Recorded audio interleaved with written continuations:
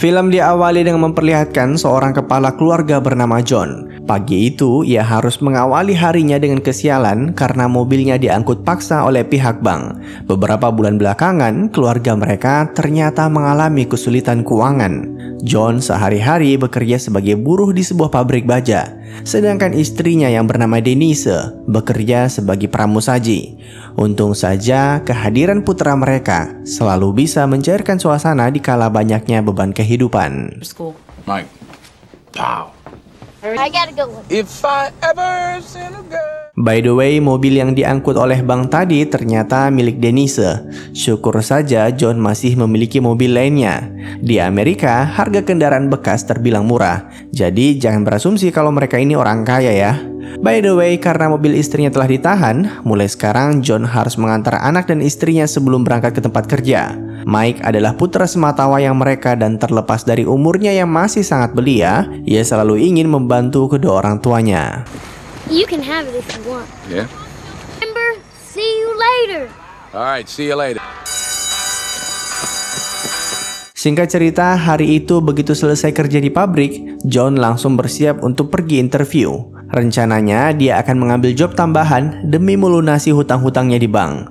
Sayangnya, begitu interview, John tak berhasil mendapatkan kerjaan tersebut karena dianggap overqualified. You may be overqualified. Anything you want, I can do. Beberapa hari kemudian, John menonton pertandingan baseball putranya. Sore itu, Mike bermain dengan sangat baik. Namun saat sedang berlari menuju second base, tiba-tiba ia jatuh pingsan. Tubuh Mike tak berhenti gemetar. John segera membawa putranya ke rumah sakit untuk mendapatkan penanganan darurat.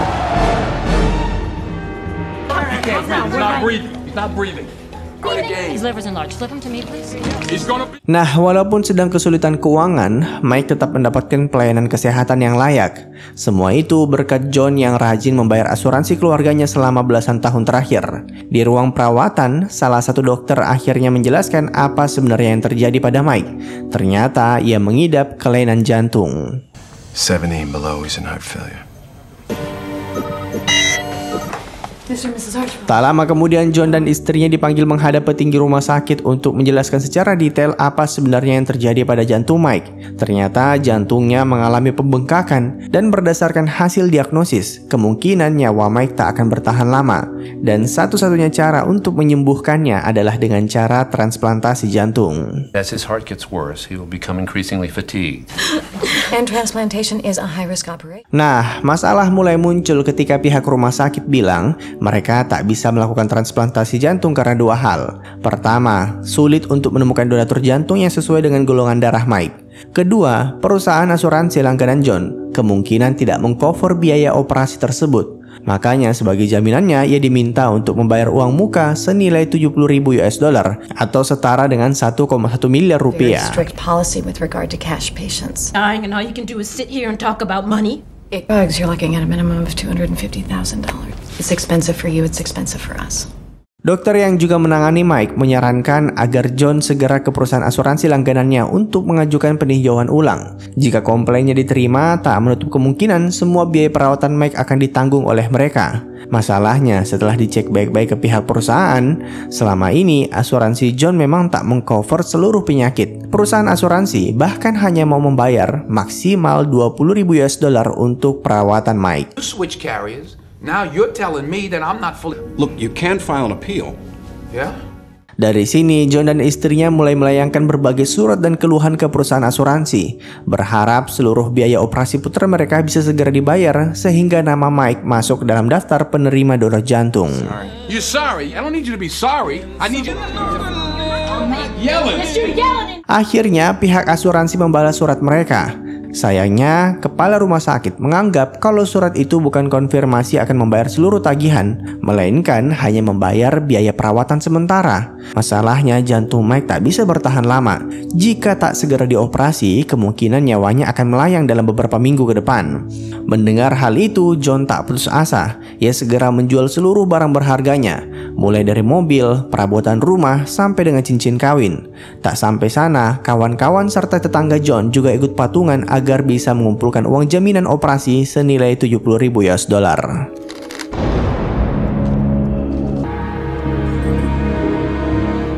Semakin hari kondisi Mike semakin mengkhawatirkan. Makanya sahabat John yang bernama Jimmy mengajaknya ke sebuah stasiun TV untuk menemui presenter ternama bernama Lumley. Siapa tahu kisahnya ini bisa menyentuh hati orang-orang ataupun mengundang para petinggi perusahaan asuransinya untuk bisa segera menanggapi kasus yang menimpa Mike. Singkat cerita, keesokan harinya Dennis bilang tadi petugas rumah sakit datang ke ruang perawatan dan mereka berencana untuk memulangkan Mike jika jaminannya tak kunjung dibayar.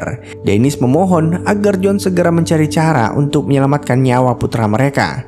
Akhirnya pagi itu John menemui salah satu dokter yang juga petinggi rumah sakit bernama Dr. Tanner. Asal kalian tahu, rumah sakit tempat Mike dirawat sebenarnya sering melakukan operasi jantung.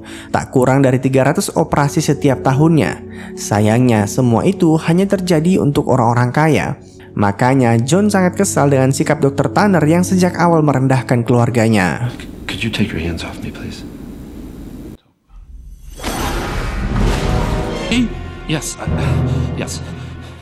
John ternyata berencana untuk melakukan penyanderaan. Ia kemudian memaksa Dr. Tanner masuk ke ruang IGD. Sebenarnya di ruangan tersebut terdapat seorang petugas keamanan, tapi dia tak memiliki senjata sama sekali. Di lain sisi, ia juga tak ingin mempertaruhkan nyawanya demi gaji yang tak seberapa. Situasi sempat kacau begitu orang-orang menyadari apa yang John coba lakukan. Tapi pada akhirnya ia berhasil menutup akses ruangan tersebut menggunakan rantai yang sudah ia bawa dari rumah. That guy's got a gun! Hey! What are you doing? Don't anybody move! Masalahnya tempat itu adalah ruangan IGD, jadi isinya orang-orang butuh perawatan. Ada yang tangannya lagi terluka, ada yang siap-siap lahiran dan sebagainya. Makanya beberapa dari mereka sempat protes. Tapi John mempersilahkan para dokter untuk melanjutkan pengobatannya. Ia bahkan bilang mulai sekarang semua orang akan diobati secara gratis oleh Dr. Tanner. Tak lama kemudian John semakin pusing ketika ambulans tiba-tiba muncul dan membawa orang sekarat. Karena itu adalah ruangan IGD, makanya pasien tersebut dibawa ke sana. Just be go!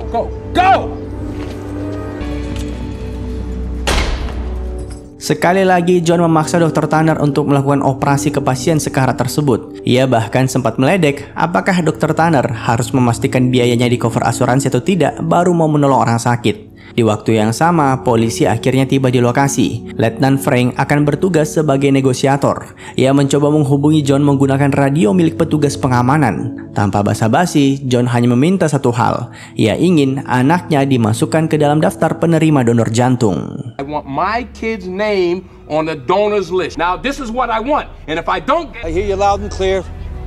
I'm gonna jot that down. Nah, untuk menghindari korban jiwa, Frank akhirnya menuruti permintaan John dan mulai mencari si kepala rumah sakit bernama Rebecca Payne. Sambil nunggu permintaannya dituruti, John malah asik ngobrol ke para sandera. Ia tak mengancam satupun dari mereka. Yang ada, John malah meminta para dokter untuk memberikan mereka perawatan yang terbaik. He's gonna make it. First child? Yeah. Hungry, man. Let's get a bucket of chicken or something in there. Di lain sisi, peristiwa ini sebenarnya belum diketahui oleh Dennis. Ia dan Mike sempat heran di mana keberadaan John sampai saat ini. By the way, karena tak ingin orang-orang di dalam ruangan itu kelaparan, kocaknya John membelikan mereka berbagai cemilan melalui sebuah vending machine. Salah satu sandera bernama Mitch memanfaatkan hal tersebut untuk mengambil sebuah jarum dan semacam semprotan kimia untuk melumpuhkan John jika ada kesempatan. Put that stuff back before you get us in the real. Tak lama kemudian, kepala kepolisian kota Chicago bernama Tux tiba di lokasi. Ia cukup kaget melihat ada banyak orang berkumpul di sekitar lokasi. Apalagi masyarakat sangat tertarik dengan cerita John yang katanya berjuang demi nyawa putranya. Makanya Tux memerintahkan Frank untuk segera mengambil tindakan.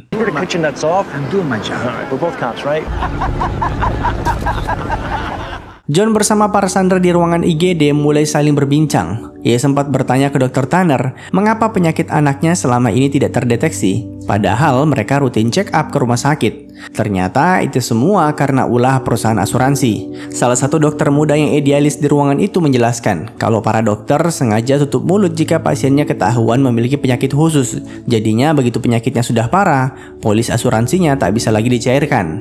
Sebagai balasannya, perusahaan asuransi memberikan bonus tertentu kepada dokter. Mendengar hal tersebut, Orang-orang di ruangan itu akhirnya mulai menyalahkan Dr. Tanner dibanding John yang harusnya berperan sebagai kriminal. Bahkan mereka mempertanyakan untuk apa sumpah dokter jika semuanya soal uang. Promise, what do they call it? It's called the Hippocratic Oath. That's not how it works. That's exactly how it works. Fine. Great. I'll be the bad guy. Karena merasa sudah sejam lebih, John menanyakan ke Frank bagaimana hasil dari tuntutannya. Ternyata sejauh ini Frank belum mengambil tindakan apapun. John cukup kesal, tapi kebetulan di tengah telepon, salah satu sandranya akan melahirkan. Makanya ia kemudian memanfaatkan situasi tersebut untuk berpura-pura melepaskan para sandra. Tapi sebagai gantinya, Frank harus memastikan nama putranya masuk ke daftar penerima donor jantung. Nah, situasi ini sendiri langsung dimanfaatkan oleh Mitch.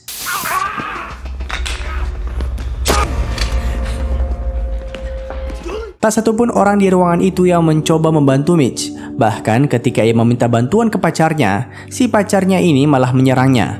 Karena selama ini Mitch ternyata suka main tangan. Di lain sisi, para sandra di ruangan itu juga sudah sadar kalau John orang baik. Mereka secara sukarela ikut dalam aksi ini demi memastikan putranya berhasil diselamatkan. Don't worry about anything. I'm letting some hostages go. Take care of the deal.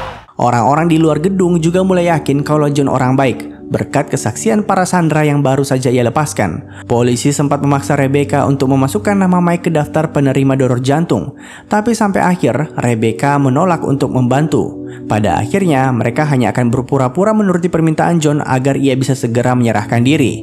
Seandainya kebohongan itu tak berhasil, maka polisi juga bersiap-siap untuk menyusup masuk melalui saluran udara. That's your fault. Mitch mencoba mengompori orang-orang di ruangan. Ia bilang polisi tidak mungkin menuruti permintaan John, dan saat itu terjadi, ia percaya John akan mulai mengancam membunuh mereka satu persatu. Tapi statement itu langsung ia bantah. John bilang dirinya hanya berusaha dan berharap keajaiban Tuhan akan segera terjadi. Di waktu yang sama, Frank bersama Rebecca mendatangi Dennis. Mereka mulai berbohong soal biaya pengobatan Mike yang akan ditanggung full oleh pihak rumah sakit. I've decided to put Michael's name on the recipient list. You're good. Kalian masih ingat dengan presenter ternama yang John datangi beberapa waktu yang lalu? Ternyata ia juga ikut datang ke lokasi bersama ribuan warga lainnya untuk memberitakan kisah John. Ia juga sempat mewawancarai Jimmy sebagai perwakilan dari masyarakat yang kesal dengan sistem kesehatan di negara mereka. To shame a man like that and back him into a corner. But hey, what do I know? I'm a factory worker. I'm there with you and you take care. Polisi tak lama lagi akan merobos masuk ke ruangan IGD melalui saluran udara. Frank kurang sepakat dengan ide tersebut, tapi mau bagaimana lagi? Operasi ini ternyata sudah diambil alih oleh atasannya. Chief Gus menganggap kalau hal ini dibiarkan lebih lama, yang ada orang-orang yang datang mendukung John malah memicu keributan. Pada akhirnya, Frank tak bisa menolak perintah atasannya. You know what, Frank? You're out. I'm out. A lot of pressure on me, Frank. There's a lot of eyes watching. Lampley ternyata berhasil menguping soal rencana para polisi. Berdasarkan informasi yang ada, polisi akan menyuruh istri John berbicara melalui telepon dan menyampaikan kalau nama putra mereka sudah masuk ke dalam daftar penerima donor. Saat John asik nelponan nanti, seorang polisi akan menyusup melalui saluran udara dan langsung menembaknya. Sebagai presenter ternama, Lampley tak ingin kehilangan kesempatan tersebut dan menyuruh anggotanya yang jago IT untuk segera meretas isi percakapan John dan istrinya. Mikey's name is on the list, baby. You did it for him. But he keeps getting worse. John girangnya bukan main begitu tahu tuntutannya sudah dikabulkan. Tapi Dennis bilang kondisi putra mereka jauh lebih buruk dari yang dokter perkirakan. Makanya mereka harus segera menemukan pendonor jantung yang cocok untuknya. Para penonton yang mendengarkan percakapan tersebut melalui TV semakin sedih ketika Dennis mempersilahkan John berbincang dengan putranya. How am I? I'm good. I'm close. Real close to you. My God, this is the greatest thing I've ever seen. Polisi sudah bersiap mengambil tembakan. Untung saja seseorang di ruangan itu langsung menyuruh John untuk menghindar.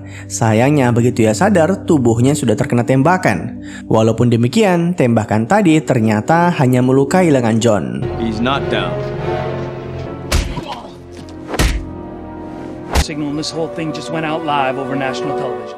Para dokter di ruangan itu langsung mengobati luka John. Begitu selesai, ia kemudian ke pintu depan untuk mencari keberadaan Frank demi melakukan negosiasi ulang. Frank yang tadinya dibebas tugaskan dari misi ini, akhirnya kembali beraksi setelah Chief Gus meminta maaf atas keputusannya tadi. Tanpa ragu, John kemudian keluar dari ruangan IGD sambil berlindung di balik tubuh si polisi yang baru saja ia lumpuhkan. This is gonna end me, Frank. My son is sick. Not gonna bury my son. Polisi tak berani mengambil tembakan. Ada ribuan masyarakat yang mendukung tindakan John. Sekalipun di mata polisi ia seorang kriminal, tapi di mata masyarakat ia adalah seorang pahlawan. Dan John kembali meminta tuntutannya dikabulkan, di mana ia meminta agar putranya segera dibawa ke ruangan IGD. You bring me my son. Pada akhirnya polisi terpaksa menuruti permintaan John. Dr. Tanner bersama kawan-kawannya langsung menganalisa kondisi Mike dan menyadari kalau tubuhnya tak akan bertahan lama. Di lain sisi, John sudah menyadari hal tersebut lebih awal. Makanya ia meminta polisi untuk membawa Mike ke sana. Soalnya John ingin Dr. Tanner menggunakan jantungnya untuk menyembuhkan putranya. Lagi pula ia sudah menjalani berbagai tes darah dan sebagainya. Berdasarkan hasil lab, jantung John bisa digunakan pada tubuh putranya. I'm telling you, he will make it. Can't do it, John. Satu persatu orang di ruangan itu mencoba menasihati John untuk jangan gegabah sampai mengambil tindakan yang sembrono. Apalagi operasi jantung memiliki resiko tinggi. Dr. Tanner juga tak berani mengambil tindakan tersebut karena hal itu dianggap melanggar kode etik kedokteran. Namun John tetap bersikeras. Ia bahkan mengancam akan bunuh diri jika Dr. Tanner tak kunjung menyetujui permintaannya. Do it if that's what you want. You serious? You're gonna let him kill himself? Do this, you're finished. You know that, right? What are they gonna do, sue me? If there's a heart available, then we're not gonna let it go to waste, doctor. By the way, sewaktu percakapan John dan putranya disiarkan melalui TV tadi, Rebecca ternyata ikut nonton. Dari sana ia sadar kalau selama ini tindakannya sudah salah. Makanya Rebecca langsung berniat untuk membantu keluarga John. Diam-diam ia mulai menelpon beberapa kenalannya demi mencari pendonor jantung yang cocok untuk Mike. Balik lagi ke John yang berpamitan ke orang-orang di ruangan IGD. Ia sempat meminta tolong ke mereka untuk menjadi saksi dari surat pernyataan yang telah ia buat. Tak satupun orang di ruangan itu yang melihat John sebagai kriminal. Yang ada, mereka merasa haru ketika mengetahui bagaimana perjuangan seorang ayah yang rela mati demi putranya. Sebelum dioperasi, John juga memastikan untuk menyampaikan pesan-pesan terakhirnya ke Mike. You always listen to your mother. You tell her you love her every day. When it does, you treat them like princesses. Be kind to people. I'm always with you. Di lain sisi, pagi tadi, seorang wanita yang tak disebutkan namanya mengalami kecelakaan. Ketika ditemukan, ia sudah meninggal dunia. Uniknya, wanita ini ternyata terdaftar sebagai pendonor jantung di sebuah rumah sakit. Disinilah keajaiban Tuhan mulai terjadi, di mana dokter yang biasa menangani Mike langsung menyadari kalau mereka akhirnya menemukan jantung yang cocok untuknya. Sayangnya kabar tersebut belum sampai ke telinga John. Saat ini ia bahkan sudah bersiap-siap untuk bunuh diri. By the way, orang-orang kembali dibuat kaget begitu tahu kalau pistol yang selama ini John pakai untuk mengancam ternyata tak memiliki peluru sama sekali. Wait a minute, you tell me that gun was empty the whole time?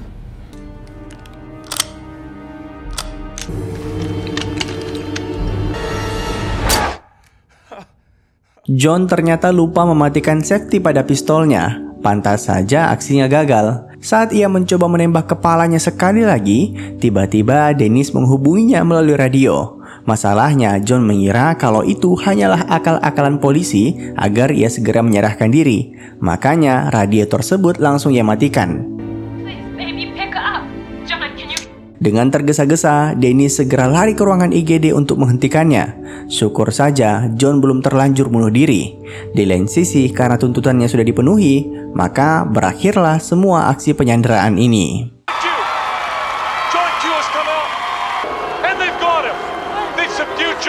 Frank menyadari ada yang aneh. Ternyata orang yang dibawa oleh rekan-rekannya bukanlah John. Itu hanyalah salah satu sandera yang berkorban agar John bisa kabur dari lokasi.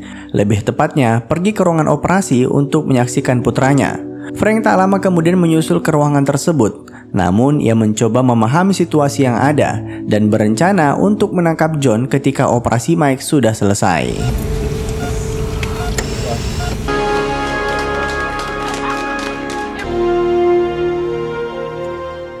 Berita mengenai John Q ternyata mengundang perhatian masyarakat luas. Berbagai stasiun TV meliput kisahnya. Gelombang protes juga terjadi ke berbagai perusahaan asuransi yang selama ini suka mengakali pelanggannya.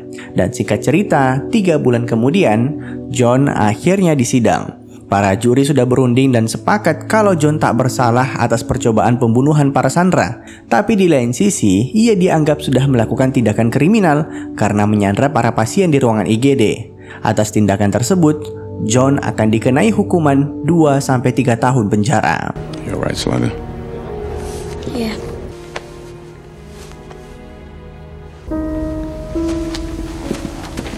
Masyarakat sempat kecewa dengan hasil putusan pengadilan, termasuk Frank. Tapi bagaimanapun juga, John harus bertanggung jawab atas tindakannya. Setidaknya, berkat aksinya kemarin, kini putranya berhasil selamat.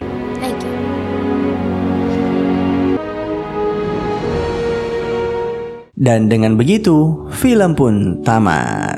Terima kasih telah menonton. Sampai jumpa di film selanjutnya. Jangan lupa komen, like, dan subscribe.